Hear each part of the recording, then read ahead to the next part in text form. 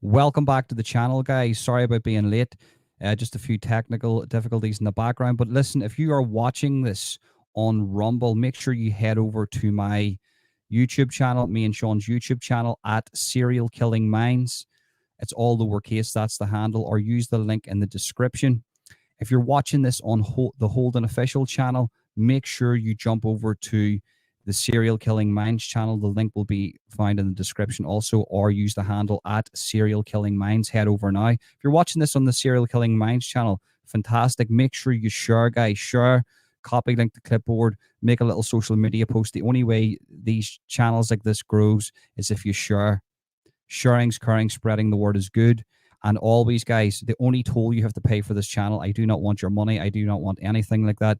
Make sure you like the video and subscribe and hit that notification bell. That's all I want from you. Do not want your money. Just hit that like button and subscribe and hit that notification bell. And if you want, share. And also leave a comment in the comment section after the live has been completed. Not just in the live chat, in the comment section, because that sort of helps us out in the algorithm. So this is streaming actively right now on Rumble, Holden official, and me and Sean's Serial Killing Minds channel. As I say, if you're on Rumble and on Holden official, head over now and subscribe to the Serial Killing Minds channel. The link for that is in the description of the Rumble live and the Holden official live right now. So head over now and subscribe to that if you're into that type of that type of content. Obviously you are, or you wouldn't be here. Tonight we're going to be talking about Richard Cottingham. Richard Cottingham is the torso killer. He's from New York, and this guy is one of the most brutal serial killers that you will ever hear of. Me and Sean talk about backstage about how we have organized serial killers and disorganized serial killers. Tonight, we're talking about an organized, sophisticated, intelligent serial killer that also looks like Santa Claus. We're not doing it because it's coming up to Christmas. It's just a random thing that we're speaking about, a random serial killer we were speaking about last week, and we want to speak about him today. Last week, we talked about Fritz Honka. If you want to check that out on the Serial Killing Minds channel. He was an unorganized serial killer. Tonight is an organized serial killer. So let's bring Sean on. Well, Sean's here. Let's unmute Sean, and we'll get straight into the Sean's got a wealth of knowledge. If you don't know who Sean is, Sean Warner speaks to serial killers. My guest, the co-owner of at Serial Killing Minds channel, speaks to serial killers that are in prison right now. And one of the biggest ones he spoke to, I think, was BTK and many more. So let's hear what Sean has to say, and let's get into this ASAP. Sean, how are you keeping, sir? Hey, how you doing? I'm okay. I am. Listen, I am absolutely beautiful, man. It's, once again, I look forward to these every single week.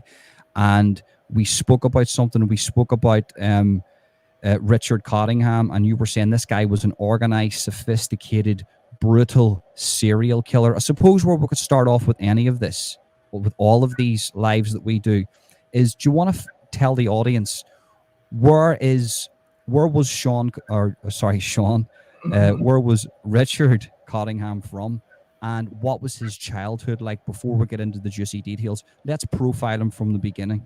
Okay. He was he's from New York. Not the city, but that's where he worked. He ended up working as an IT guy back in the very beginning of IBM, and he was kind of at the forefront of computer programming and things of that nature. He was a really smart guy, family man. He had a couple kids, a wife.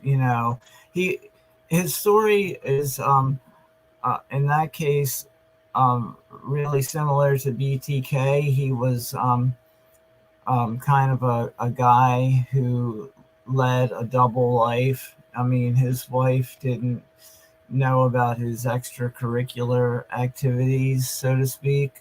But he did have a room in the house that no one else was allowed to go in except for him, and that's where he kept his trophies and souvenirs from his various crimes. And you know, he at first it was thought that he had killed as many as 18, but now recently he has confessed to at least 11 more murders. On top Six. of the on top of the 18 Yeah, murders that he yeah. has, there's it possibly could be 11 more murders. That's absolutely No, crazy, no, man. there actually are 11 more, but they're trying to close more cold cases where he was at least a suspect or a person of interest. And now with the DNA and the genealogical data that they have that can tie killers into more crimes, and as long as the DNA hasn't degraded to the point where it's not usable, they can at least, identify um, a person of interest as either being at the scene, being there, and not being able to be excluded. So these detectives in New Jersey and New York have opened their cold case files and are working with a somewhat reluctant Richard Cottingham in closing these cases. And I mean, these guys are really, um, giving him, they're having like poker nights, getting him uh, cheeseburgers, pizza, pretty much any little luxury that they can offer him, just to try to build a rapport with him to get him to close some of these cases. And although at first and still really he's reluctant to do so, he has confessed and been convicted on, I believe, no less than three more cases, possibly as many as six. But they expect his body count could reach, uh, into the triple digits, over a What? hundred. Yeah, What? yeah. He started killing in the late '60s. So he started killing at a young age. He was, the thing about him is he wasn't a goofball in high school. He was kind of you know, well liked, athletic guy. He wasn't bullied. He wasn't um, picked on. He wasn't like um, you know, the most popular guy, but he wasn't by any means picked on or alienated. Um, he was a fairly you know good looking guy. He didn't have any problems with getting dates or anything like that.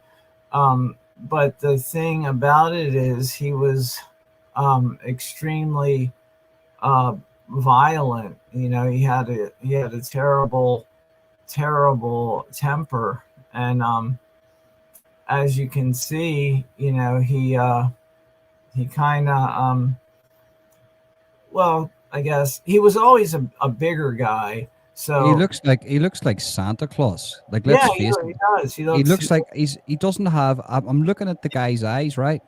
Mm-hmm. And he looks like the type of guy. I know people are going to say, "Oh, he looks like a wrong," and he looks like he would do something like that, but he actually doesn't. He looks like the type of guy that maybe you would meet, like a school teacher, and you Yeah. think that he's a nice guy, and he's like a friendly face. He's got that Santa Claus beard going on. He doesn't have those dark, piercing serial killer eyes. So No. is this what makes him sort of like an enigma, a rare case that actually this guy had a good upbringing, he had a good life, and he could be one of the most notorious serial killers that people don't know about? Like for Richard Cottingham, he doesn't, when researching him, there's not a lot of people speaking about him, but No. actually he could be more notorious than Ted Bundy. That's Oh, could be a sure. registered fact very, very soon. Yeah, he could easily surpass Bundy's known body count, but again with Bundy, he took a lot of secrets to the grave. Um, there's speculation that Bundy has at least double, the amount of known bodies to his credit. Um, so, the thing about investigating serial killers is they're all, narcissistic, but they're also liars. They're not gonna um, readily give up what they know, the one thing that they know they have a value, and that's information. And they know that these families want closure, and they know that these agencies want to close out cold cases, and they know that they're holding all the cards. So they're not going to just say, hey, you know what? I'm going to help you guys out. You know, those cases that you're looking at, I did all those. It doesn't happen that way. You know, it's going to be a game, like a game of chess all the way until the end. Now, Richard Cottingham, he's in failing health now.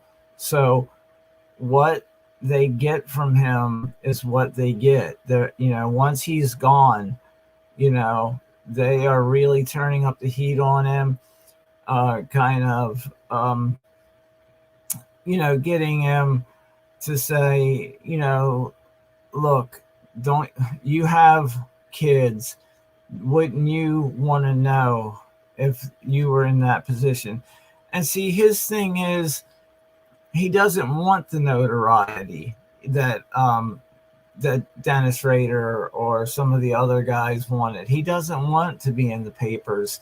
He doesn't want his family didn't know for the longest time that he was the quote torso killer. Was he the the Times Square Yes, killer? yeah, Yeah, the so same guy. the torso killer, the Times Square killer. But I suppose then my question would be, if he's not a narcissist and he doesn't want to be infamous and he doesn't want that notoriety and he looks like your everyday friendly Santa Claus, then in I your he is opinion, a and narcissist. before Yeah. we actually get into the nitty gritty of who he is, in Mhm. your opinion, why do you think that he started serial killing, and why do you think that he went as extreme to maybe have hundreds of victims? In your opinion, I think that he has uh, a natural hatred for women, um, especially, we've talked about it on here before,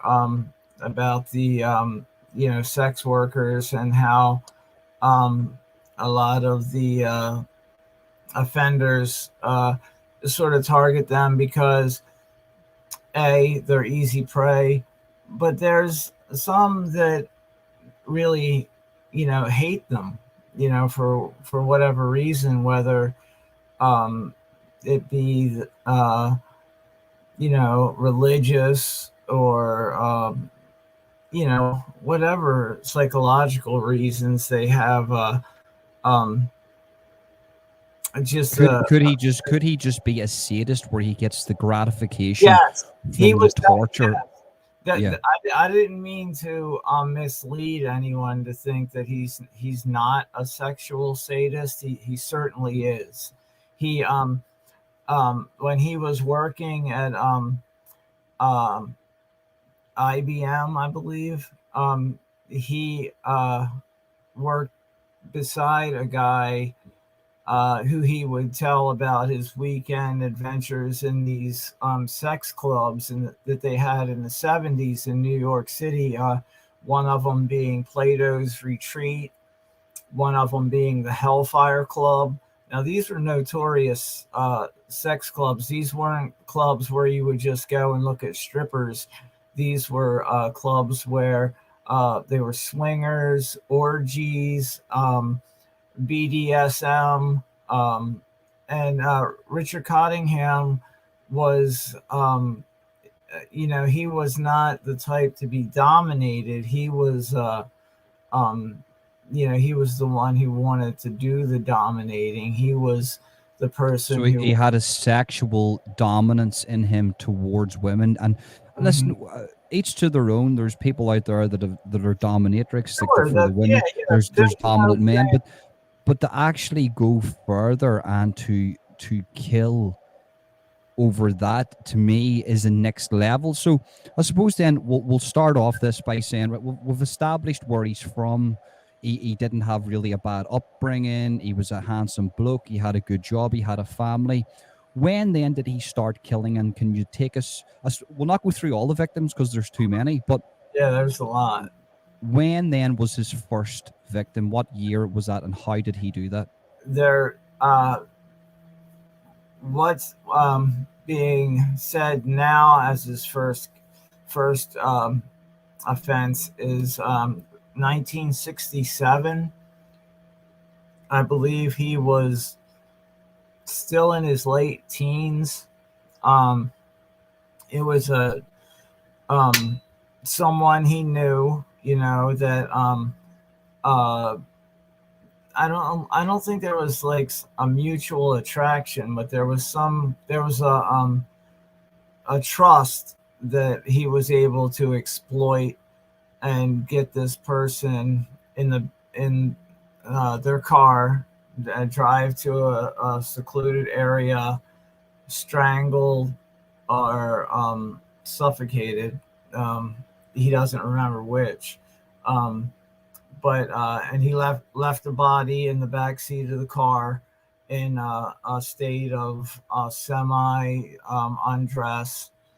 Um, and Did he sexually assault that person? yes, yes, and So it was sexually motivated murder. His first victim. yeah, and DNA was left at the scene in the form of seminal fluids. Um, at the time, they couldn't, do anything with it. They couldn't, the best they could do back then with blood was to type it, and that say, okay, well, the killer is typo negative, so okay, that doesn't really, get you any Yeah, closer. you can't genetically trace somebody from their type of blood. I 100% get that. So Right. do you think then, from his first killing, what we know from his first killing, then, that his sexually motivated killing of that woman, he would maybe, I'm reading a lot to do with killers that can only get their rocks off during the act of killing somebody. Do you Hmm. think there was something to do with that, like sort of like a Yeah. semi necrophiliac, not Not full necessarily. necrophilia where he's going for dead bodies, but he sort of needs the act of killing will get him aroused, and actually that's what how he gets his kicks. Do you know what I mean? The Sure. killing part. Yeah, yeah, yeah. The killing, the domination, the power play, it's he has the life and death in his hands at that moment. And when you're dealing with a more organized offender and a more intelligent offender, you have more complex motivations, let's say, Mm-hmm. whereas somebody like who we talked about last week, um, Fritz Honka, like I said, was almost a serial killer, by accident. very unorganized guy.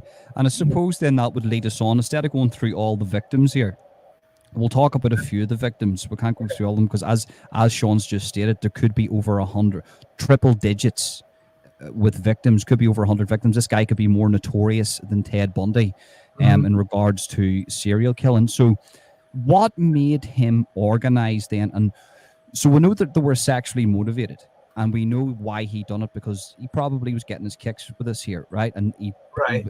he had lack of empathy, and he could do this to women. But what made him organized in the sense that he? Two questions then. What made him organized, and what was his span of serial killing? From what date, from start to end? 67 to the mid 80s. I want to say he was apprehended around 85. Um, he, Wow. yeah, he was a prolific serial killer. He the the thing about him was, see, what he started out as was like a killer of, an opportunistic killer. He didn't plan, tonight I'm going to go out and kill somebody. It's something, happens, events line up, boom, he goes for it. Now So he's later, random. He's a random killer. at first, see, this is the thing about Cottingham, is his modus operandi evolved as he evolved as a killer.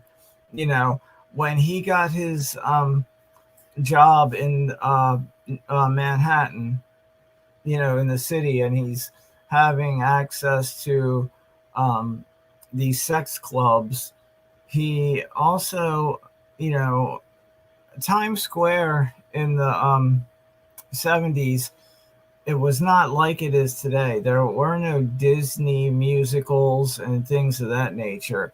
It was pure, one sex shop, one sex show, one sex theater after another. Well, I did, like, just to reference Joey Diaz. Joey Diaz talked about Times Square in the 60s and the 70s, and he says, look, this place was absolutely buzzing with just sex shows. It was a dirty, disgusting place. Like, you could go and you could get drugs. It was only after It was it was cleaned up. junkies. I mean, Junkies everywhere. It was cleaned up in the around the time that Cottingham was apprehended. Strangely enough, not that I think one has anything to do with the other, but my first trip to New York, I was 17.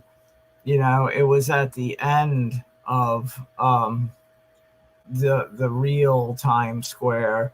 There was still a lot of the open air prostitution. There was still a lot of the sex shops. Disney had not taken over everything. It wasn't like the era of MTV doing Total Request Live in Times Square. It was still filthy. And that's why I wanted to go. I wanted to see where all my, I wanted to go to CBGB's. I wanted to go and see where all my favorite bands came from. I wanted to see the Ramones. I wanted to see the New York Dolls. I wanted to see all that. And luckily, I got to. But it was a crazy time though. Between that period, you could just imagine what New York would have been like between the 60s and whenever he was apprehended in the 80s, the late 80s. So it's like, for me, what you've got there is, and what people need to understand, and this is where I can actually have a little bit of input, why these serial killers were able to operate as they did. Because a lot of people come and say, well, hold on, why were these people not caught? It must be a conspiracy. Yes, there was that, because me and Sean are going to be talking about a whole thing to do with all how these serial killers are linked in together, and MK Ultra and all of that stuff. But the reality of the situation is, right, so what you have between the 60s and the 80s, you have a policing problem in the United States of America and around the world, essentially, especially in New York. New York was was and and it a was so narcissistic policing problem. So you have districts and precincts not giving each other information. So for instance, if there's a woman killed with a feather in her mouth in precinct 19, and then the next week there's a woman found with a feather in her mouth dead, killed in the exact same way in precinct 30, they don't collaborate with one another because they want to catch the serial killer, and that serial killer essentially then is facilitated by the narcissistic precincts or districts, just so they can, one of them, get the rap of catching the serial killer. So essentially these serial killers could have been caught a lot faster, but it was actually a corrupt, not a corruption problem, but it was a problem inside the policing system of the United States. That's why Bundy got away with stuff. That's why BTK got away with stuff. That's why all these guys, in my opinion, could have been caught a lot faster if the cops worked together as like a federal thing, where there's one database and all the evidence is piled into one thing, and then everybody can look at it. That's where they went wrong. They didn't do it. They didn't do that. They kept it separate. And that's how these serial killers were facilitated in New York and around the United States, in my opinion. Yeah, well, they didn't have like VICAP, which was the Violent Offenders Initiative. They, like you said, one precinct didn't tell the other what was going on. There were a task force. That was unheard of. You wouldn't hear of the federal agencies working with the local agency.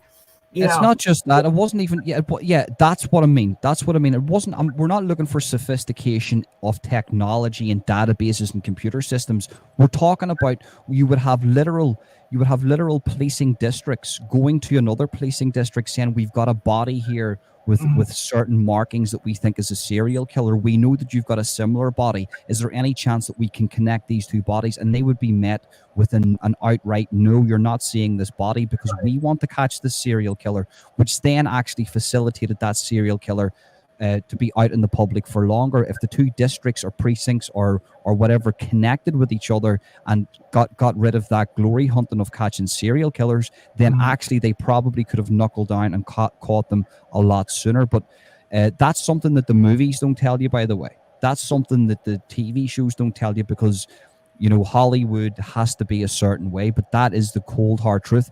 And it's so wrong, because the victims that most of these serial killers went after were women that were seen not desirable in society because they were prostitutes or something. So they were like, yeah, let them kill the prostitutes, let them get a body rack up, so then we can make a couple of books out of this whenever we do catch them. I even heard a story, Sean, where there was, I don't know, I think it could have been New York, I forget the guy's name, but cops actually had leads on a serial killer and they didn't apprehend him because they wanted him to do more. So then when they did apprehend him, they were able to write an extensive book and paper coverage, and they could have made money off it. That's the type of corruption you're dealing with in regards to the United States police enforcement. It's absolutely crazy. They're worse than the serial killers, actually, if you think about it. Yeah, well, and you had the same thing going on one side of the country as the other. In New York in the 70s, you had multiple serial killers at work. You had Son of Sam, you had Richard Cottingham, and then on the West Coast, you had the Hillside Stranglers, you had the Rodney Alcala, the dating game killer. You had and in this case, Rodney Alcala was actually picked up and questioned as being one of the Hillside Stranglers when he was a totally different. He was a serial killer, but he wasn't a Hillside Strangler. So at that point, he was released and continued. What does that tell you, man? What does that tell? That tells you that there's that many serial killers active between the 60s and the 80s in the United States of America, that they're stopping serial killers and thinking that they're other serial killers. What does that tell you? That doesn't tell you that there's a societal issue. There's a definite policing issue there. And the fact that I mean, Man, you just look at Jeffrey Dahmer being stopped by the cops. They don't even check his boot. He's Right. drinking. You know, it's like, what are we doing here? What, you know? You had, I mean, with Dahmer, you had, um, at the time, homosexuality was, looked at, if not outright illegal, certainly, you know, um, largely immoral. And so when the police saw that, oh, look, this is a homosexual domestic, we're not getting involved in this. So, In the 70s, homosexuality was illegal in Las Vegas and LA. It was illegal to be a homosexual in the 70s, I believe, because how I know that, there's a guy on YouTube, he's called Feature Man, Mhm. and he was convicted in the 70s for molesting 14-year-old boys that were in child haven, that were like orphans or something. And he tried to say that he was convicted for being a homosexual because it was illegal, because back then homosexuality, bestiality and pedophilia were lumped into the same bracket as a crime against nature in the west coast of the United States. I believe in some states, I could be wrong about the states.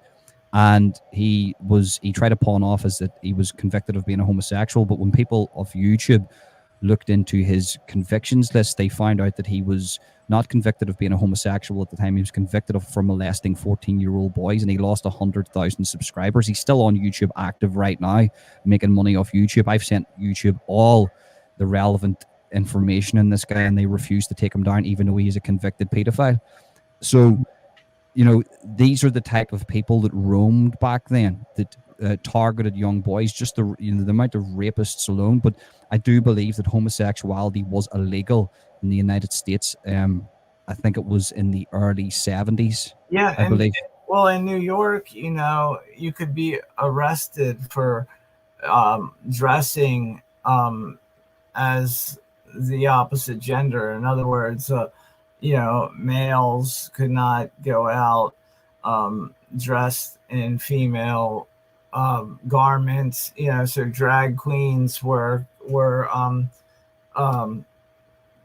consistently arrested, harassed. Um, a lot of drag artists, performers were arrested. Um, it was really a terrible time.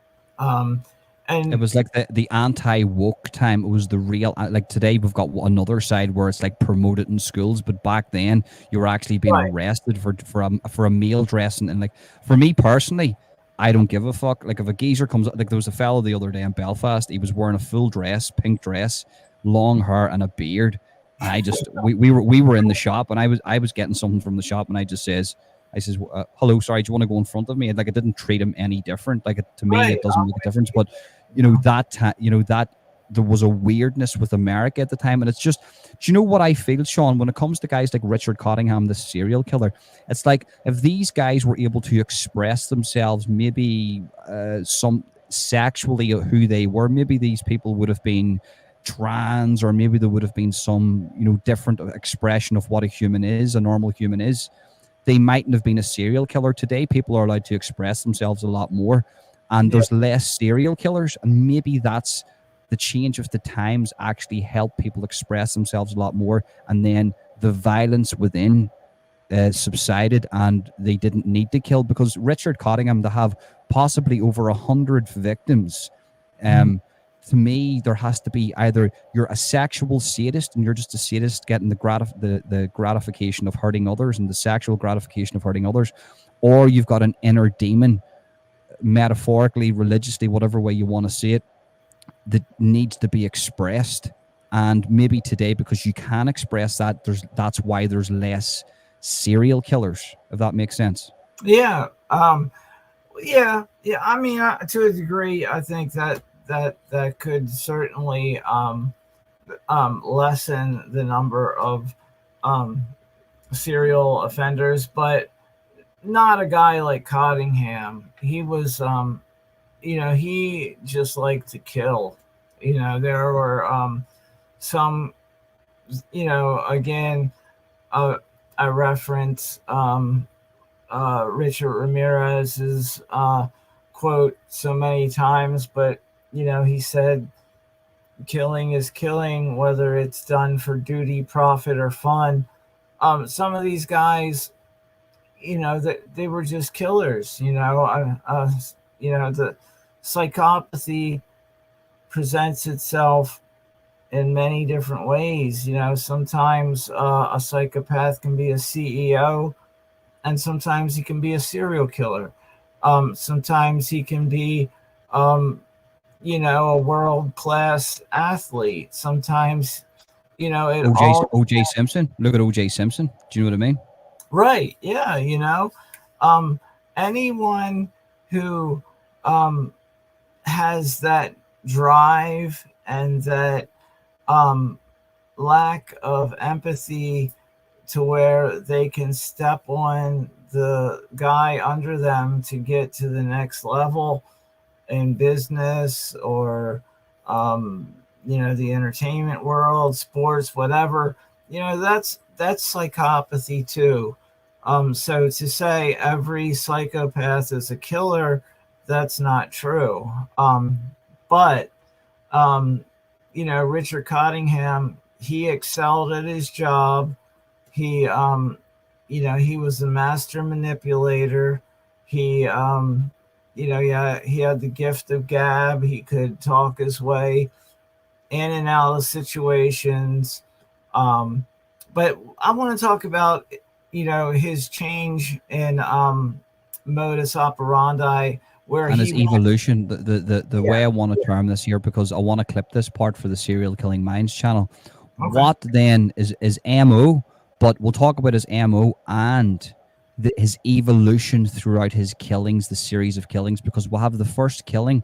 But what was his evolution from throughout his span of killing? Can you explain that to us? Yeah, yeah, he so he, like I said, he was a sort of a killer of opportunity, where wherever things came together and he was of a mind to act on his predatory nature, he did it. Now, when he moved, well, he didn't move his residence, but his um, employment, brought him to the city, big city, where he has sees all of the sort of Sodom and Gomorrah of Times Square, the sex shops, the sex workers, um, and he goes to the sex clubs, and he loves it. He can act out his domination, his bondage fantasies. He can act them out, but eventually that's not enough. So he starts taking sex workers back to hotels in New York and New Jersey. Well, the reason they called him the torso killer is because he would cut off the hands and head of his victims to hinder the investigation, to hinder identification of the victim. But he didn't stop there. He set the entire crime scene on fire, and then he left. So he left the bodies burning, the hotel room burning, you know. Um, and what happened was the firefighters, police, emergency response teams got to the first scene relatively quickly. They were able to um, uh, procure some items of clothing from before they were burned up. So one enterprising young detective decided to put these clothes on mannequins and photograph them and put those pictures out to the public and say, look, do these outfits look at all familiar to you? Do Very you know smart. anyone Very, who very smart thing. does? Yes, yes. And it worked. So they were able to um, get some names, put some faces to these victims. But Richard Cottingham saw what happened. So what did he do? The next time he took the clothes with him, you know? So by tipping their hand and showing their methodology, which is a double edged sword, okay, it helped. They were able to identify these victims, but they also showed Richard Cottingham how they're working, how they're um, proceeding. So he was able to alter his modus operandi to circumvent. See, it's like a chess game again. They make a move, he makes a move. They make a move, he makes a move. And it's going to Did play out. he then get? Did he get like his kicks from this? That he was playing with the cops? That he Yes, was like, yeah, they for all me, do. like, They what's the all do. cops? What is a cop supposed to do? He's a young cop. He's a new detective. He comes in. He says, "Look, we're going to put these clothes on the mannequins to see if we'll flag like a victim's family, and we can maybe get a lead this way." And then this guy goes, "Well, I'm watching the news. I'm just going to take the clothes with me." So, I mean, you can't really keep up with that. You know, You can't because I can't blame the cop for that, can we? no, Basically, you can't because you have to you have to do these things in order to make progress. Um, in the BTK case, they were faced with how much do we release? Do we release enough to say, look, we're trying to keep our community safe, but we also don't want to let the killer know what we know, So again, it's such a fine line that the investigating agencies have to walk because any slip to one side or the other, they're going to spook the offender to where he maybe packs up and moves to another city and becomes someone else's problem, or he alters his modus operandi to the degree where he doesn't any longer resemble that killer. So what do you do? You know, yeah. you know, I was just looking on Rumble. There's a few viewers on Rumble. So guys, listen, if you're watching in Rumble and you want to get involved in a live chat, head over to at Serial Killing Minds and join us in the live chat right now. That's on YouTube, or just use the link in the description because I know there's a few people watching in Rumble. There always is. I cannot put your comments on the screen. StreamYard doesn't allow me to do that, so apologies. And just to answer Emma's question, I'm not ignoring anybody in the chat. I premiered this live for 9 o'clock this morning, a.m., and it was supposed to be p.m., and people were tuning in or coming into my live chat. So I'm an idiot. I apologize about that. I wouldn't be talking about anything like this at 9 o'clock in the morning when people are doing the school run. So I apologize about that. So back to what you were saying, Sean, right? So his MO, his evolution, it has went from a random sadistic rape right. sadist type action to Mhm. now working with the police, not working with the police, but in this chess game with the cops, where he's watching the news, he's reading the newspapers. You can't tell me, Sean, that this guy wasn't getting his kicks from from No, him being he was. infamous. He was, He had to have been. he was also talking about it at work. Like I said, his coworker. There was no love lost between the two. The guy who worked, I guess what you would call the next cubicle to Richard. He kind of had, I don't know. Maybe he thought Richard was a little flashy, coming in talking about the Hellfire Club, Plato's Retreat, all these sexual escapades. And these guys know that Richard is a family man, married, has children, things of that nature. So I he could. heard he was a Freemason. I've seen a TikTok video, hasn't been confirmed. There's only one video that he was a member of the Freemasons. Is that, can you confirm or deny that? I have not seen that anywhere, but I seen one TikTok video, and it was Richard Cottingham, in a Masonic cult. But it was, once again, could be just some dickhead looking for a few views. But yeah, anyway, regardless of that, there. So it then doesn't fit into his his lifestyle. I don't see him yeah, I as don't, I don't really see that either. But listen, what does it matter anyway? So the thing about it is, right, when you've got a guy like this here, so his span of killing from the mid '60s to the mid '80s, what time? I'm sure. How many? killing?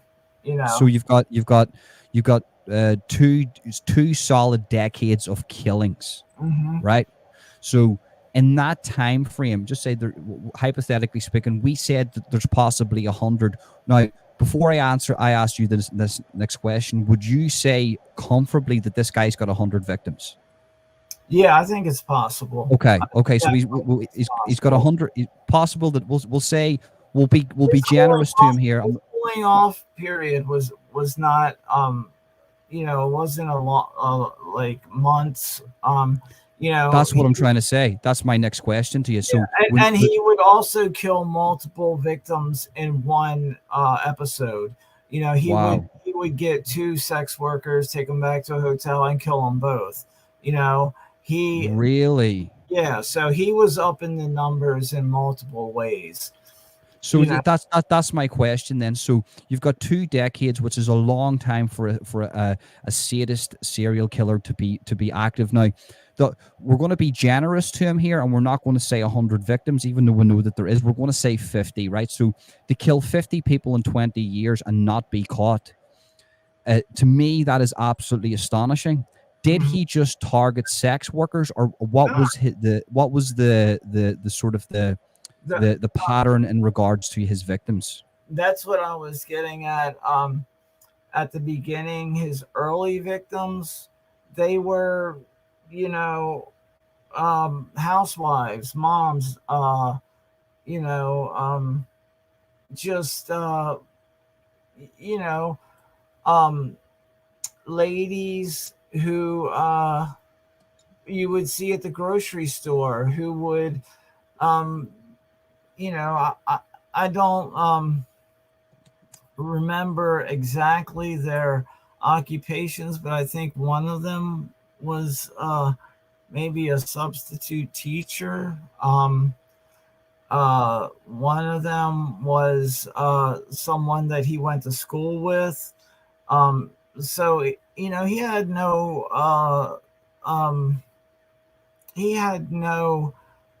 sort of hands off. He would kill acquaintances.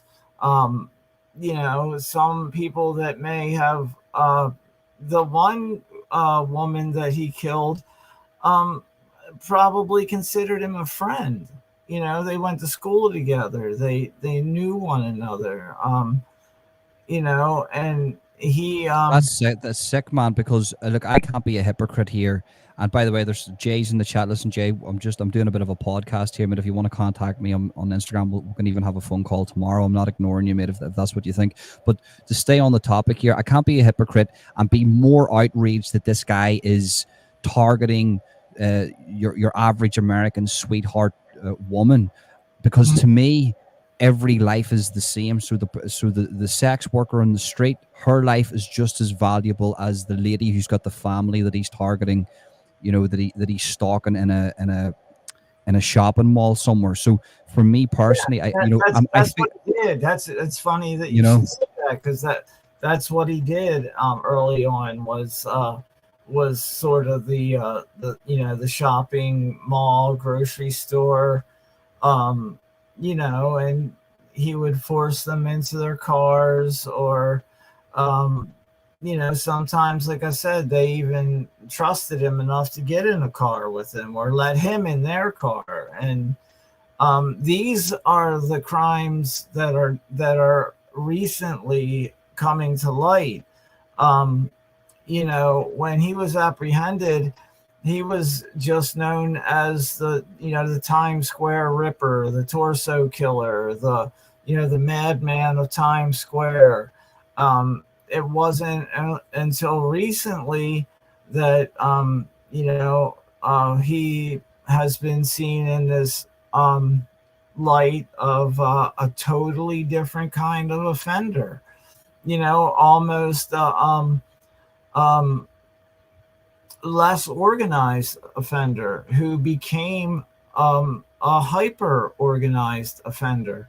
Um, How you is know, that even possible, Sean? Because me and you speak behind the scenes, right? Like, see, that is a podcast in itself. The conversation me and Sean have after this lasts for an hour, and that is the podcast. We should do like a Patreon or something, and charge like, I don't know, like £1 or something for people to listen in, because that's the real shit. And one of the things that we speak about is organized to disorganized serial killers, right? And how can somebody, because I think this is an enigma, this is a rare case. We've gotten Richard Cottingham here. How does a guy go from sporadic, random, unorganized, like literally, to then evolving into a very sophisticated, organized killer who knows how to stalk and then maybe has a particular type of victim? How does that even work out? How does he do that? um, well, I like someone watching mentioned Todd Colehep. Uh, he is actually one of the serial killers that I've been speaking to for the past 3 years.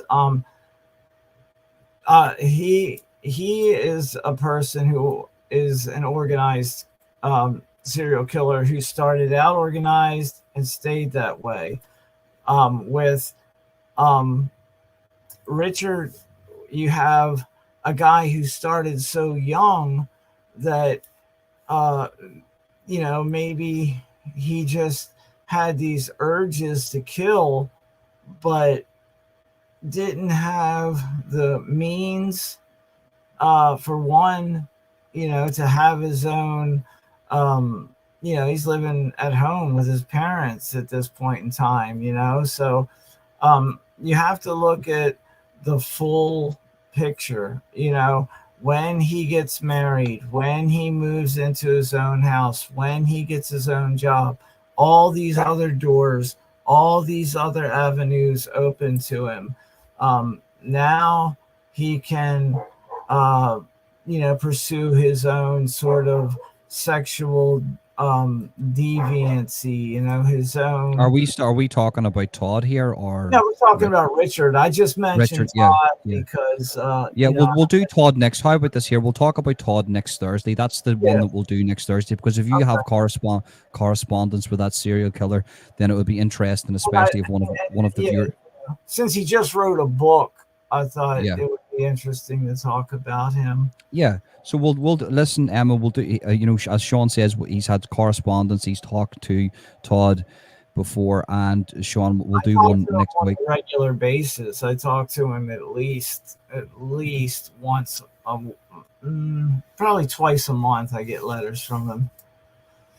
But yeah, Richard, I think he evolved into an organized offender because he had the means to do so. He was making great money. He had a cover. He was in the city. His home was not in the city. His home was in the suburbs. So he was able to have a sort of compartmentalized life by design. He Hmm. was able to do that, and that afforded him, um, you know, um, more opportunities, more access to more victims. He didn't have to just go to the shopping area, wait for someone, maybe carrying packages, force them into their car, you know, sexually assault them, strangle them, and leave them there. You know, that's kind of the definition of a disorganized offender, you know, but that's how he had to engage that um that darkness inside of him.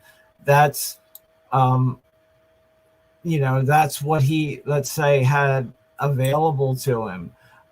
As he progressed, so did other aspects of his life, his employment, his marital status, his living situation. All these things changed, and they all presented more opportunities for him to elevate his killing. It's like And as his killing got more sophisticated, and I don't want to say better, right? But as it got more sophisticated and it evolved, his life actually evolved. It was like this guy was never the victim of bad karma. What, right. he's like the proof that karma doesn't exist, because what he put out was murder, rape, and torture and sadism. But actually, he received goodness, wealth, and a healthy life back. And it's like some may say, like, the conspiracy theories about Richard is he's like your sweet old grandpa looking guy that. I've seen one TikTok video where the guy was talking about him, and he says that like this guy worshipped the devil. He sold his soul to the devil. This is why he had such a good life. And what the killings that he done were like sacrifices to the devil and shit. I don't think it was that. I think he was able to what's that the correct word? I can't say that because of my accent. Compartmentalize Yeah, his life in two sections. Like, he was one person. He was this entity that was just a raping, killing machine, but then on the other side he was actually a sweet husband. right. And he was actually, I think, I don't want to speak out of turn here, I don't want to be getting the two guys mixed up, but I think he was a good father to his kids. Yes, he I was. believe. He was. Do you know what I mean? Yeah, Like, and that's fucked up, he man. stayed. He stayed uh that person, well, as long as he could. He shielded his family from the media for as long as he could. His children, um they found out. you know he didn't sort of say, look, I'm a serial killer. This is what I did.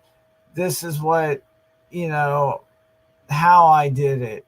He sort of quietly said, yes, I did this.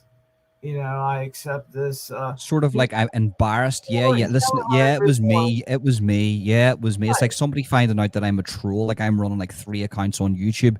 You caught me. It was me. right, Yeah, I was doing a bit of troll, and I says that you are ugly, or yeah, it was me. You caught me. Like, right, no, right, mate. You're a sus. You've just killed. You're going to be convicted on 18 murders, and we think that you've killed 100 more, like 100 more people. What is going on here? This isn't a gotcha moment. This is, what the fuck, mate? What have you been doing for your life? And that is the key question with Richard. And I don't want to go back to this. I just right. want to say this, and maybe if you want to elaborate, that's fine. But Yeah, for me personally, the key question is in all of this, especially when it comes to Richard. Okay, you can be a sadist, you can be all those things. You can maybe be a sadist, you have maybe 1 or 2 victims. But for me, the question is to possibly have over 100 victims. The key question in all of this, Sean, is why? right, Why? right. Now, Why? who can answer that? Him, Richard. He's the only person that can tell us, you know, um, beyond any speculative, theories, beyond any hypotheses. He can tell us, but he won't, because he's a narcissistic, sadistic, sexual sadist. He's not going to give us the answers that we as a society want to know. We want to know what that monster under the bed looks like, what that monster hiding in the closet looks like. But you know what? The monster's not going to expose itself in the light of day. It's going to come out in the shadows. It's going to come out at night, and any glimpse that he gives us into that shadow world is going to be under his strict control. He's Have not. you had any correspondence with Richard yourself over the I time? wrote to Richard two, maybe 3 years ago, I guess during the COVID um, uh, pandemic. I kind of reached out to some, kind of like a sort of like a dream team list of serial killers that I would love to have contact with. And he was one of them. And I knew going in that he doesn't answer mail. Same with Edmund Kemper, but I wrote both of them anyway. No, I'm fully expecting no reply and getting no reply. Um, you know, um, if you watch an interview with Richard Cottingham, and this is I'm going to, paraphrase him.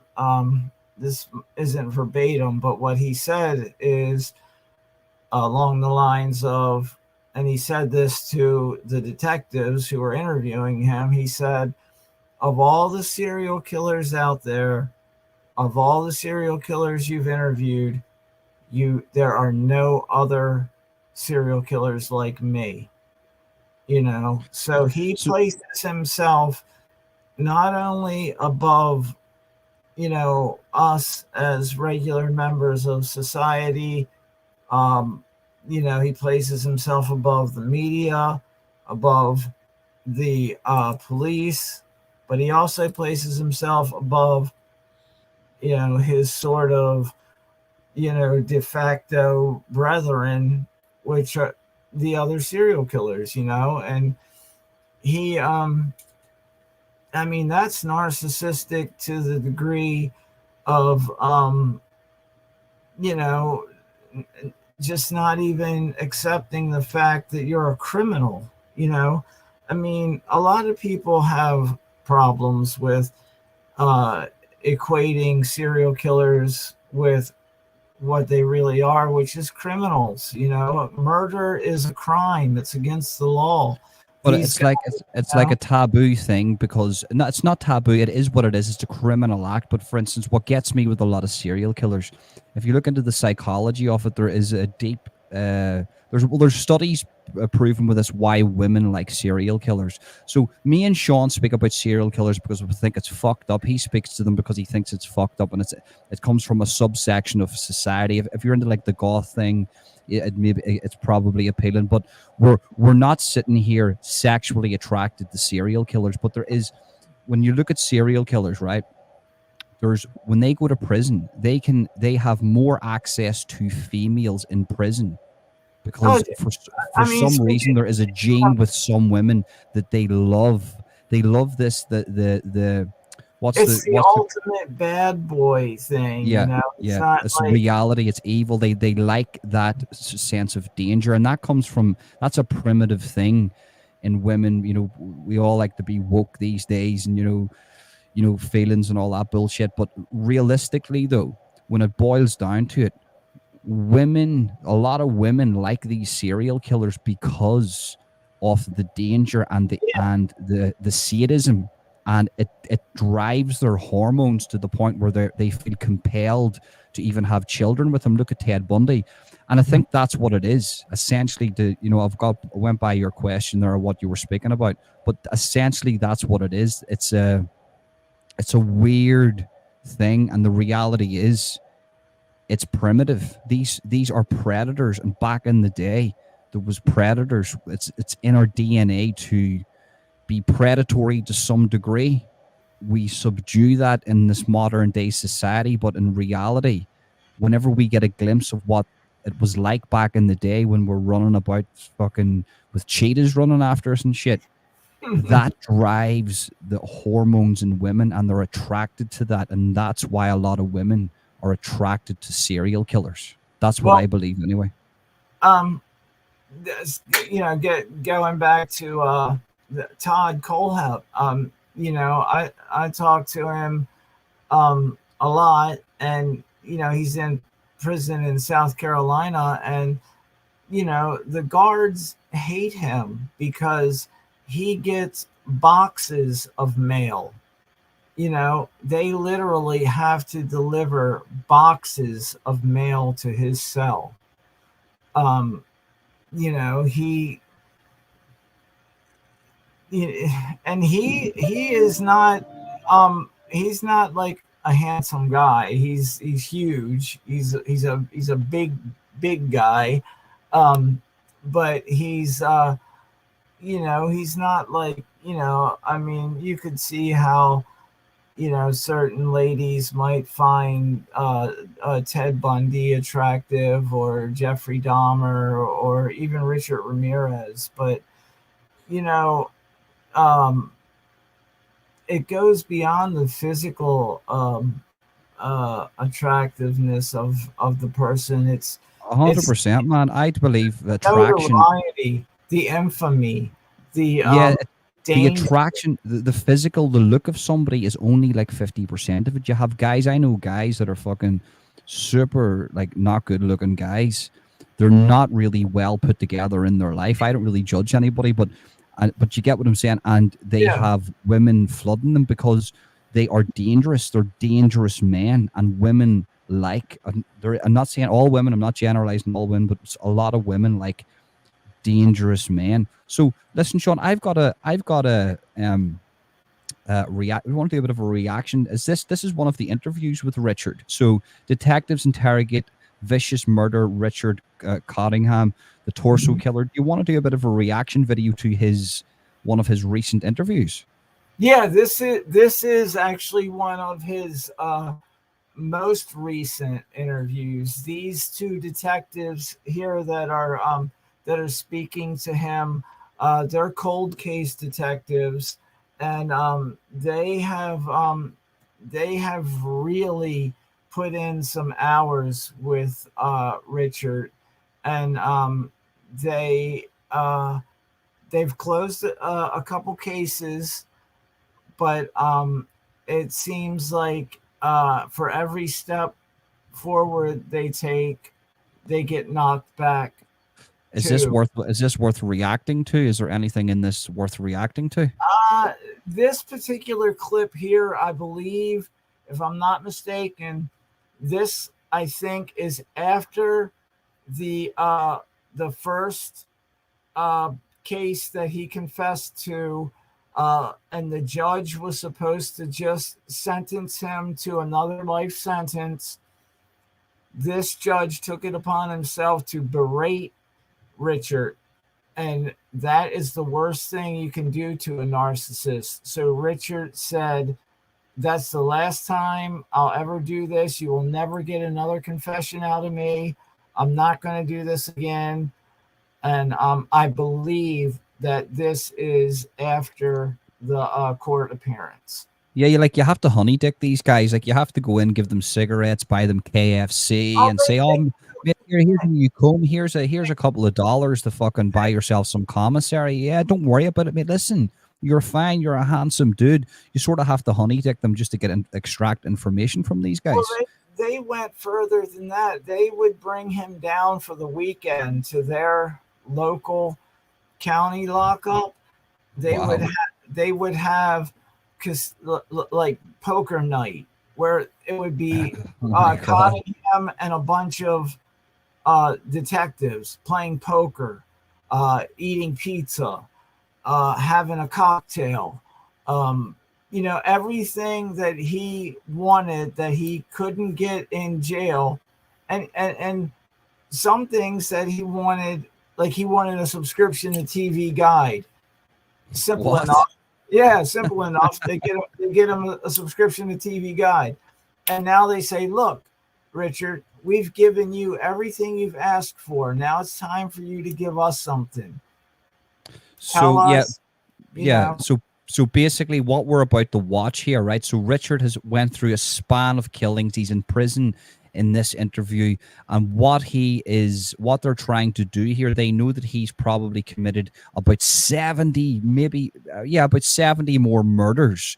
Yeah, And right here at this point, they have, I think, 16 cold cases that wow. he's connected to. So 16 cold cases that he has. They have maybe what's that type of DNA. They have, DNA? yeah, Wow. it's all forensic evidence, not circumstantial. These are cases that he is most assuredly connected to.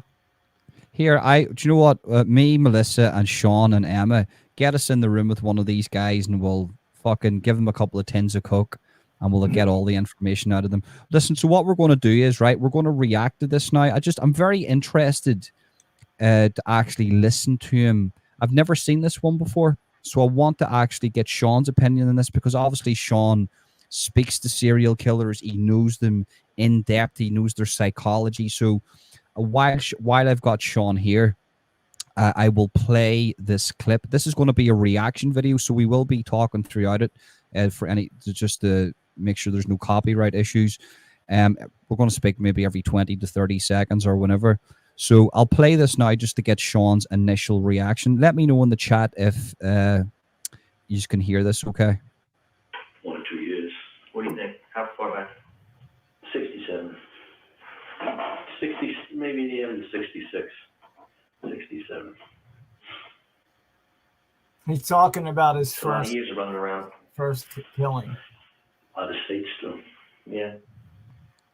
So that's him saying 67, 66. That's whenever I first started killing. And he also, I don't know if you caught it, but he also said, they said that's a lot of years of running around. And he said, and a lot of states. So that right there tells you that not all of his victims are going to be in the New York, New Jersey area. Wow, man, that's messed up. Yeah, you good catch on that one, Sean. I missed that. Mm-hmm. Do you have a number in your head that you think? Did you ever sit back and think about it? It's sad to say I actually couldn't count that high. They start to get jumbled. I would say there's well over 80. You think that many? Well over. Well over 80. Yeah. Like, let's just react to what we've just heard there. He has just said well over 80, so he's confirming to them. Well over 80 to me is 100, right? So so you could say 120. So we're going to say 100 here. Well over 80 could be 100, right? So let's round this off. The man, that is mental. That is like, that's Santa Claus the serial killer right there. Like, that is crazy shit, man. I don't even. Well over 80. That's not saying, 81, 82.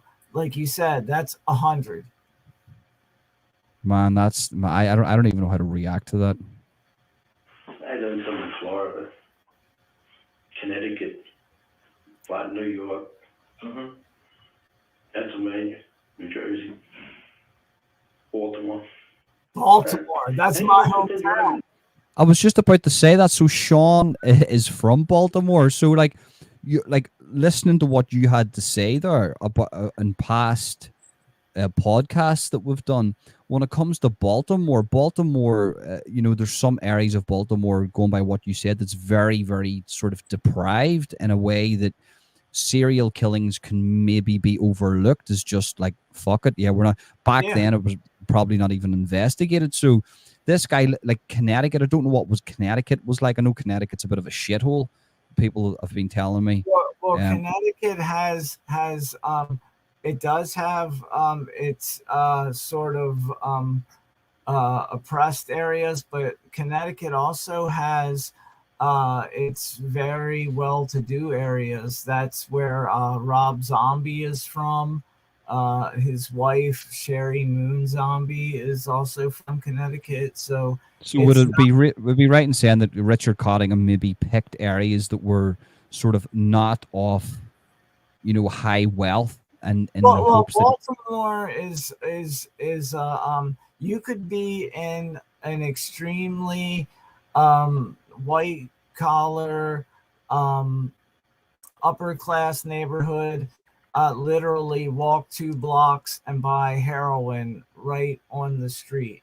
So Baltimore it's so small that it's like if you had taken New York and put it in a car crusher and condensed it down to 1/10 of its size, where you need a cab to go from one part of New York to the other. You can walk from one end of Baltimore to the other in 45 minutes. So it's a bit maybe like the size of Belfast over here, maybe a bit smaller than that actually, because it would take you a bit. You mean the inner city or the outskirts included? No, I'm saying the inner city. Yeah, so like maybe a bit like Belfast, then maybe a little bit bigger, but that's Well, pretty. and the That's messed part up. that I would think that attracted Cottingham is we have a part of Baltimore that's quite similar to the old Times Square in New York, except that we call it the Block, and it's famous for prostitution, strippers, drugs, and the funny thing is, the police precinct is on the same street. So, and it was actually famous for some of the famous strippers of the day, like Blaze Star, some of the famous burlesque dancers of the 50s and 60s who actually became, famous for doing, taking their show on the road. A lot of them ended up in Baltimore, but my aunt actually worked with Blaze Star at one of the bars on the block, and That's pretty cool. That's pretty cool, man. About the kind of family I come from, so No, man, you've got a wild genetic strain through you where you're just like rife in music and like celebrities and stars and shit, and then you know what I mean. And then there's yourself, who's speaking to these infamous people in prison, the serial killers. What we'll do is we will react to another couple of minutes of this here, okay. and then we'll go back because I really want to sort of dive into the latter stages of his serial killing career. Okay. Since that was not connected to me, I was right. My whole thing was not to make a pattern, which I never did. And never to try to kill him the exact same way or to, leave a signature. There you go. I wasn't stupid, When it comes to interview and interrogation techniques, when it came down to someone like Richard Cottingham, the rules kind of all went out the window. Bringing him in and reading him his Miranda rights and using investigation. Yeah, I wasn't a serial killer. No, If you just told me you think you killed over 80, that fits the definition pretty well. no, it doesn't. But I know what you said because you've told me in the past. There's been many more that you let go. Hundreds. Yeah. I didn't go out to kill somebody. Most anyone I killed was when I would be somehow connected to them, and I didn't want to get caught. It was more than just not getting caught. Just thinking. Very interesting, Sean. What's your take on that? He doesn't consider himself a serial killer, and Right. he said that he let hundreds of people go. And there's three things I want to react to. And he said that he felt a connection to his victims. Yeah. Like that's so he's not. He says that he's not a serial killer. What does he mean by that? How do you dissect that, and what is your opinion on that? Have you ever, when speaking to serial killers in jail, do they ever say to you, "I'm not a serial killer"? No. Most of the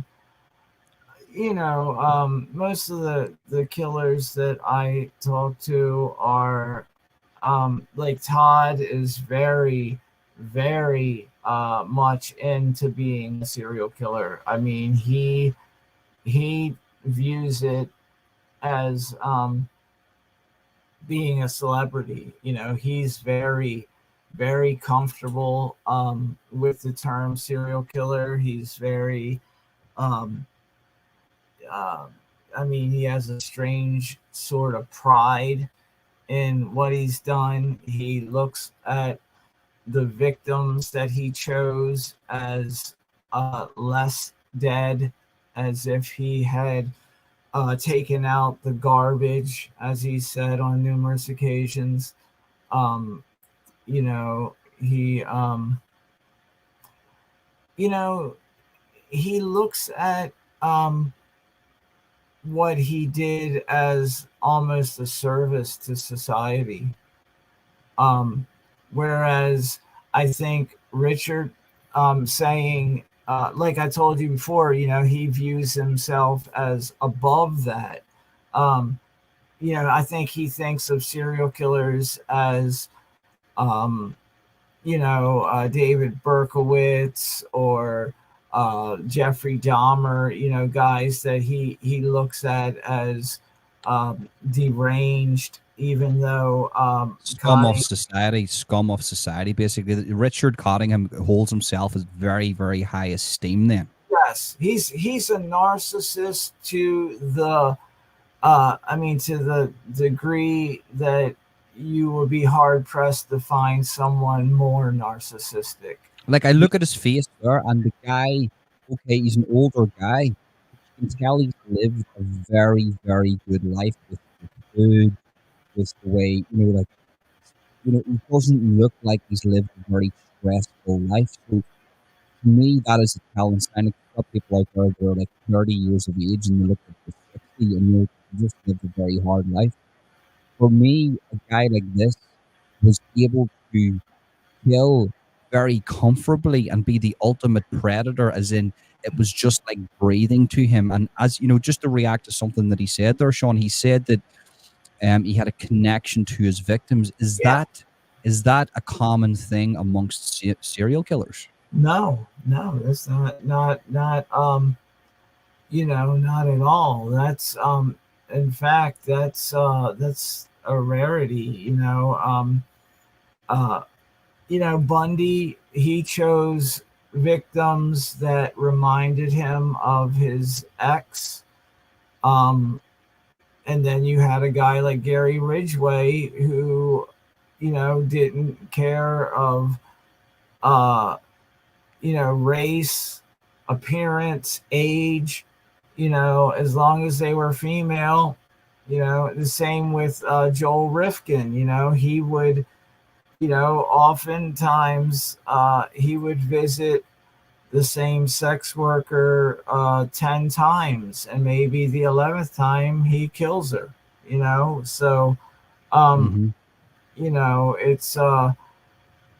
uh, it's just an individual thing, but um, you know, it's not the norm.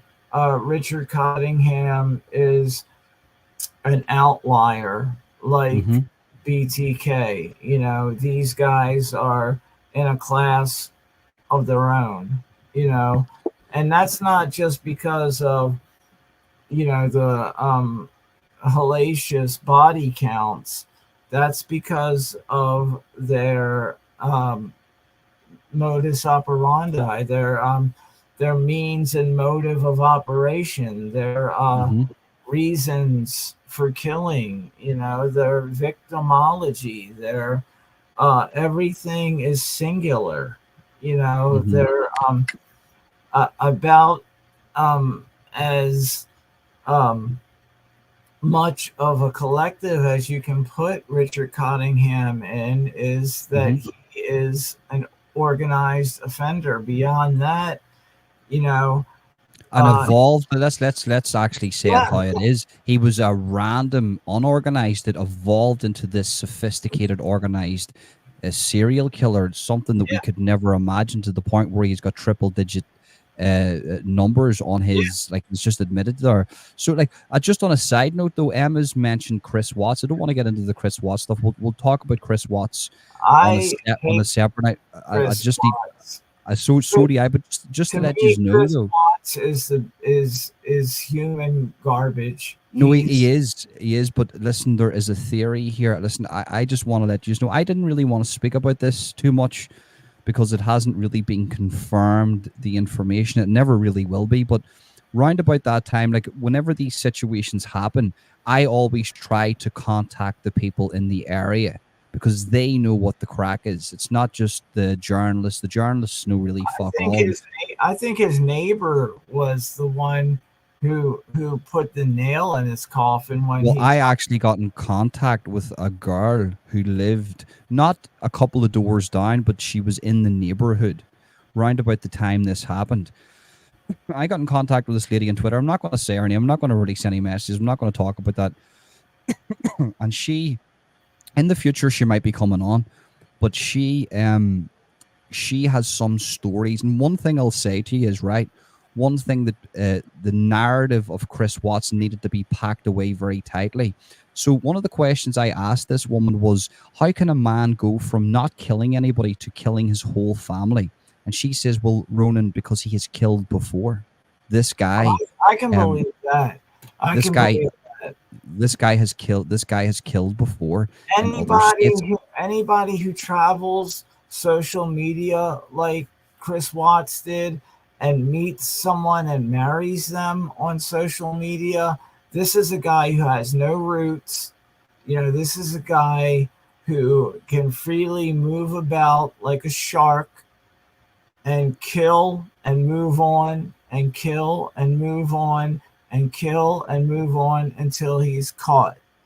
Well, she said he doesn't have a massive body count. She doesn't believe that. Yeah, I don't think that, but I think that I think there are more victims out there. But with the information she gave me, right, she was in close vicinity with him. It's at times. I'm not going to give away locations or any of that. I just want to say this lady was in close vicinity to Chris Watts, and she said that, not that he was a pervert. He never gave off that vibe, but whenever they were in close quarters with one another, she felt even back then, years prior to that, that this guy, there was something. She would never, put it this way, she would never let her kids go to birthday parties with this guy. If that guy was in the vicinity of the birthday party, she would never do that. And it was actually an open secret that not only was Chris Watts, did he have a girlfriend, another girlfriend, but he was sleeping with a few women in the area. And possible, I'm not saying this is true now. I want to establish this.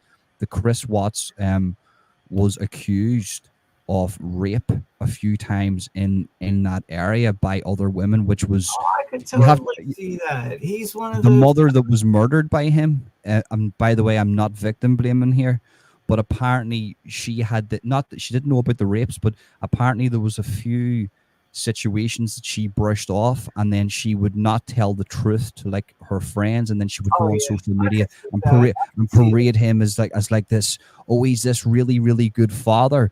But deep down, in reality, this, away from the Facebook life, because we know those people who have Facebook relationships, this guy, the wife apparently knew that he was capable of more terrible things before that even actually happened. And that's what was told to me. And that's why she lost a lot of friends in the neighborhood. And that's why she lost a lot of old comrades from back in the day that said, look, they warned her about him and says, look, this guy is actually, we think that he's evil because of the stories that we hear out of town that have been confirmed to us that it's him. And she just wanted the Facebook life. She wanted she put them in debt. And if you look where he worked, she wanted to live, it's kind of above her means and kind of have the McMansion as, which is, kind of an American term for, these mansions that are kind of slapped together in these gated communities and sold for millions of dollars, but in reality, the craftsmanship is shite. The materials are shite. The whole thing is just Well, just to let Emma know, we'll be doing it once I confirm that information, and if I can get that lady on, I might have to protect her identity and change her voice. It might have to be a pre-recorded. She was very, very shaky speaking to me. I promised her, listen, I've sat on this information to do with Chris Watts. She does not want to speak to the media because there's other entities in the neighborhood that, put it this way, Chris's family and certain people that he was connected to are not nice people. They're not nice people. And there's, what if he didn't do what he done? Just say he had just murdered the wife, he possibly could have got away with this. It's the fact that the two daughters were murdered was one of the reasons that it was that. I mean, killing your wife is bad enough. Yeah, but killing your two, I think what was one of them was still a toddler. The other one, that's just above and beyond. Look, I'm talking as a father who lost a child. And I'm telling you, I would do anything to protect my son. I would do anything that it took to keep him safe. So when I hear of a scumbag like Chris Watts killing his own children, you see, it takes a killer. It takes, for instance, you don't go from not killing anybody, right? Mm-hmm. And you need to understand when it came to his lover, pardon me, I'm hearing, and it's not confirmed, that yes, she had more of a hand in that. She didn't actually say do it, but because she knew about Chris's past, about what he was capable of, and she played on that. But she didn't think that he was going to do that. She didn't think he was going to go out and murder the whole family. It just so happens that this guy was a deep, deep predator that went very, very deep, and she did play on that. And she was one of the women, his lover was one of the women that were into not predatory men, but she was into that sort of, she got her kicks from a very, very dominant male. And that was a known thing in the neighborhood, by the way. I mean, it almost appears like she was manipulating him. She was the dominant one. It was Bonnie and Clyde, man. It was an evil Bonnie and Clyde. They knew exactly what they were doing. Yeah. He got a hold of some of I don't want to get crude, but he got a hold of something that he never had before, and it kind of was like a drug, when the chemistry with someone is right, they can use, a sexual liaison can be a powerful thing, Oh man, that's what that Chris was driven by, his sexual desires. And look, we'll talk about that. Monogamist, he was a serial monogamist. He would have these kind of committed relationships, and then go on to the next one, and then the next one. It wasn't like he could do like a one night stand, because he was one of those guys. I